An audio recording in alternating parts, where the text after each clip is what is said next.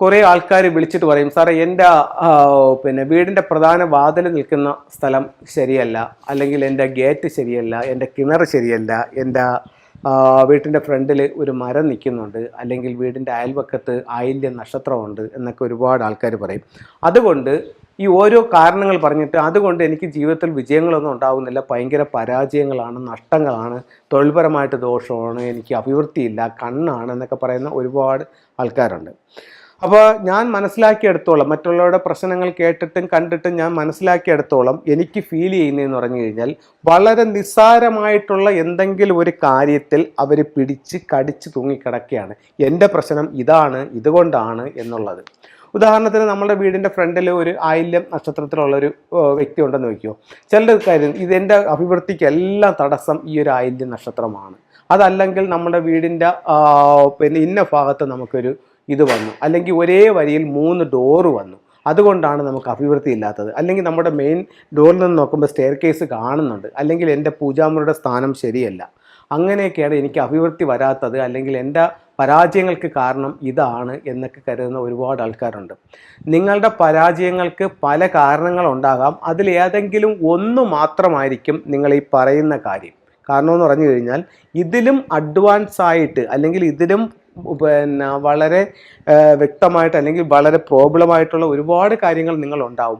അതൊന്നും നിങ്ങൾ കാണുന്നില്ല. നിങ്ങൾ ഈ വളരെ മൈന്യൂട്ടായിട്ടുള്ള ചില കാര്യങ്ങൾ മാത്രമേ കാണുന്നുള്ളൂ. അപ്പോൾ ഇത്തരത്തിൽ പരാതി പറഞ്ഞ വീടുകളിൽ നമ്മൾ കൺസൾട്ടിങ്ങിന് പോകുമ്പോഴത്തേക്ക് ഇതൊന്നും അവിടെ ഒരു വിഷയമേ അല്ല. അപ്പോഴത്തേക്ക് ഒരുപക്ഷെ അദ്ദേഹം കിടക്കുന്ന റൂമിൻ്റെ ഫ്ലൈങ് സ്റ്റാർ എടുക്കുമ്പോഴത്തേക്ക് വളരെ മോശം ഒരു കോമ്പിനേഷനിലായിരിക്കും കിടക്കുന്നത്, ചിലപ്പോൾ ഒരു 5-2 കോമ്പിനേഷനിലായിരിക്കും കിടക്കുന്നത്. അത് ആ ഒരു ഒറ്റ റൂം തന്നെ ഇദ്ദേഹത്തെ നഷ്ടത്തിലേക്ക് കൊണ്ടുവരുന്നതാണ്. അവർ നോക്കുമ്പോൾ ഒരുപക്ഷെ അത് വടക്ക് പടിഞ്ഞാറിലെ റൂമോ അല്ലെങ്കിൽ തെക്ക് പടിഞ്ഞാറിലെ റൂമോ ഒക്കെ ആയിരിക്കും, പക്ഷേ അതിനകത്ത് നക്ഷത്രം വളരെ മോശമായിരിക്കും. അത് അദ്ദേഹത്തെ സ്വാധീനിക്കുന്നുണ്ടാവും.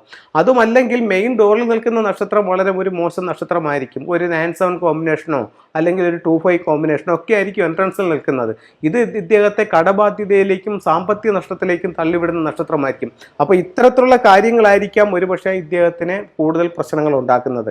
അല്ലെങ്കിൽ ഈ വീടിൻ്റെ വാസ്തുപരമായിട്ടുള്ള സ്ട്രക്ചർ, അല്ലെങ്കിൽ കന്നിമൂല ഭാഗത്ത് ഓരോ ദിക്കും, പലരും തെക്കെന്ന് പറഞ്ഞ് നമ്മൾ ചെയ്യുന്ന ടോയ്ലറ്റുകൾ പലതും ഒരുപക്ഷെ വീടിൻ്റെ കറക്റ്റ് 8ആയിട്ട് തിരിക്കുകയാണെങ്കിൽ അത് തെക്ക് പടിഞ്ഞാറിലായിരിക്കും. പടിഞ്ഞാറെന്ന് പറഞ്ഞ് ചെയ്യുന്ന ടോയ്ലറ്റോ അത് പക്ഷേ തെക്ക് പടിഞ്ഞാറിലായിരിക്കും. അപ്പോൾ ഇത്തരത്തിലുള്ള കാര്യങ്ങളായിരിക്കും ഒരുപക്ഷെ അവരെ സ്വാധീനിക്കുന്നത്. പക്ഷെ അവർക്ക് മനസ്സിലാക്കാൻ, അവർക്ക് ഇതൊന്നും കാണാൻ പറ്റുന്നില്ല. അവർ എന്തെങ്കിലും ചെറിയ നിസ്സാരമായ കാര്യങ്ങളിൽ കടിച്ചു തൂങ്ങിയിട്ട് ഇതാണ് അവരുടെ പ്രശ്നമെന്ന് വിലപിക്കുന്ന ഒരുപാട് ആൾക്കാരുണ്ട്. അപ്പോൾ നിങ്ങൾ തന്നെ നിങ്ങളുടെ പ്രശ്നം എന്താണെന്ന് ഐഡൻറ്റിഫൈ ചെയ്യാതെ എന്ത് കാര്യത്തിനും അതിൻ്റേതായിട്ടുള്ള എക്സ്പെർട്ട് ആയിട്ടുള്ള ആൾക്കാരുണ്ട്, അവരെ വിളിച്ച് നിങ്ങൾ ചെയ്യിക്കുക. ഇപ്പം നിങ്ങളുടെ വീടിൻ്റെ പണി ചെയ്യുന്നു, നിങ്ങൾ നല്ല വിദഗ്ധരായിട്ടുള്ള ഒരു എഞ്ചിനീയറെയാണ് കാണിക്കുന്നത്, നല്ല ഒരു കെട്ടിട പണിക്കാരനാണ് കാണിക്കുന്നത്, നല്ലൊരു പെയിൻറ്ററാണ് കാണിക്കുന്നത്, നല്ലൊരു ഇലക്ട്രീഷ്യനാണ് കാണിക്കുന്നത്. അങ്ങനെ ഏത് ജോലിയിലും ആ മേഖലയിൽ കഴിവ് തെളിയിച്ച് വർഷങ്ങളുടെ പാരമ്പര്യമുള്ള വ്യക്തിയെ കാണിച്ച് അദ്ദേഹത്തിൻ്റെ സേവനങ്ങൾ നിങ്ങൾ വാങ്ങിക്കുക. അല്ലാതെ നമ്മൾ സ്വയം ആകാതെ എല്ലാ കാര്യത്തിനും നമ്മൾ ഒരു വ്യക്തിയെ വിളിച്ച് ചെയ്യിക്കുന്നുണ്ടല്ലോ. അപ്പോൾ വാസ്തുവിൻ്റെ കാര്യത്തിൽ നമ്മൾ കേട്ടതും വായിച്ചറിഞ്ഞതുമായിട്ടുള്ള അപ്പുറത്തോട്ടുള്ള ഒരുപാട് കാര്യങ്ങൾ ഓരോ വ്യക്തിയുടെ എക്സ്പീരിയൻസിൽ നിന്നിട്ടും നിങ്ങൾക്ക് അവർക്ക് ഷെയർ ചെയ്യാനായിട്ട് കാണും. അപ്പോൾ അതനുസരിച്ച് നിങ്ങളൊന്ന് കറക്റ്റ് ചെയ്യൂ, അവരുടെ വിലപ്പെട്ട വാക്കുകൾ നിങ്ങളൊന്ന് സ്വീകരിക്കൂ, അതനുസരിച്ച് നിങ്ങളുടെ വീടിനെ കറക്റ്റ് ചെയ്യൂ.